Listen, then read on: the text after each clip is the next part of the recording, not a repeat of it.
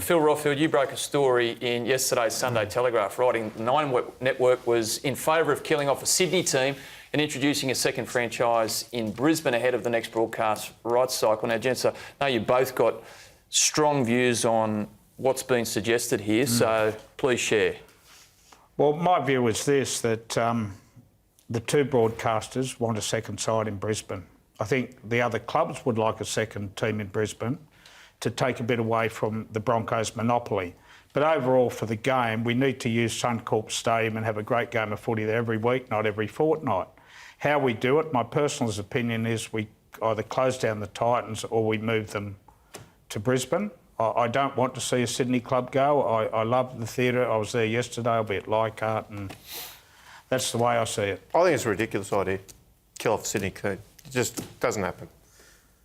Let's remember what happened in Super League. They marched the streets when you tried to kick a team down. You can't do it. It's a ridiculous idea.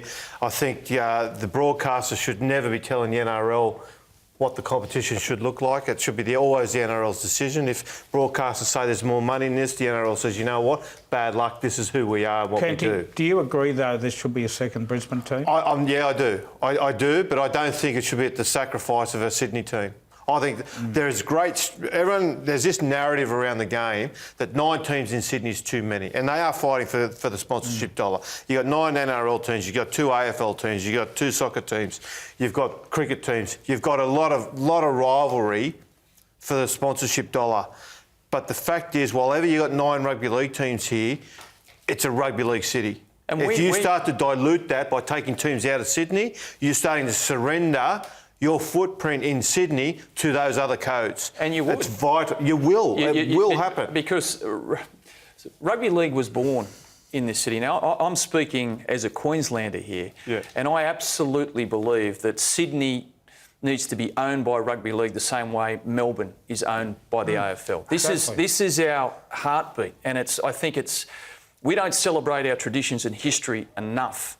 And when I still remember coming down to Sydney as an Australian schoolboy for the first time. I remember the guy who was a Balmain junior, and he lived in Leichhardt. He walked me up to Leichhardt Oval and took me into what was then the Balmain Tigers dressing sheds, right? I'd not been out of the Gold Coast, but I'd watched the Balmain Tigers on TV for years.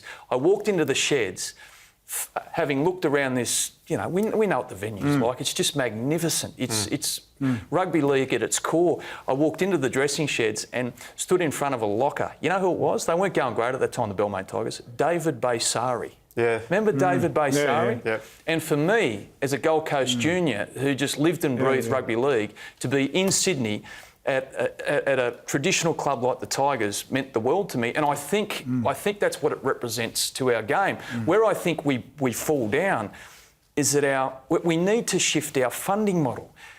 It just makes no sense to me that a team like the Brisbane Broncos, who've got an entire city to themselves, get the same $13 million grant that a struggling team like the Manly Seagulls get out in the Northern Beaches. And they've got or a struggling inner city club. They've got 5 times the sponsorship dollars that Manly or Cronulla get.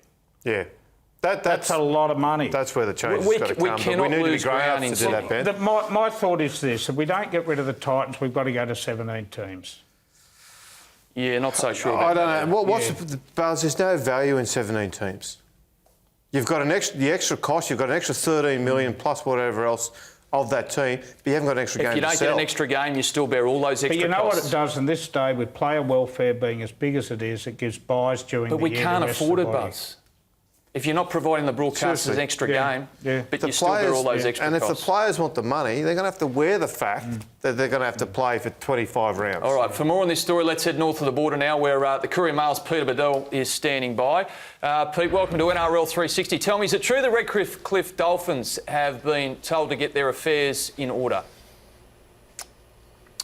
Yeah, Ben, look, I don't think they've been given any firm guarantees as such, but there is certainly some rumblings, and Redcliffe Dolphins power brokers are well aware that they could be the next cab off the rank if there is an expansion target. Now, in March, Ben, I wrote a story at the time where I revealed that Redcliffe had some quiet assurances, informal ones if you want to suggest that, from people close to the ARL Commission saying that if there was another team, they'd be the next cab off the rank. They needed to have their affairs in order to be ready to go. Now, I spoke to Bob Jones at the time, the Redcliffe Dolphins chairman. Thank you, he mate. said to me, we've got the money, we've got the resources, we can do it if we're required now. So for me, Ben, if you look at the possible expansion areas, Redcliffe have a team that's ready to go. They've got a very powerful leagues club that earns or turns over more than $10 million a year. That's big bickies. They're not a small corporation. So they tick the boxes in a number of areas, Redcliffe. And if, as Buzz suggests, they are looking to kill off a Sydney team,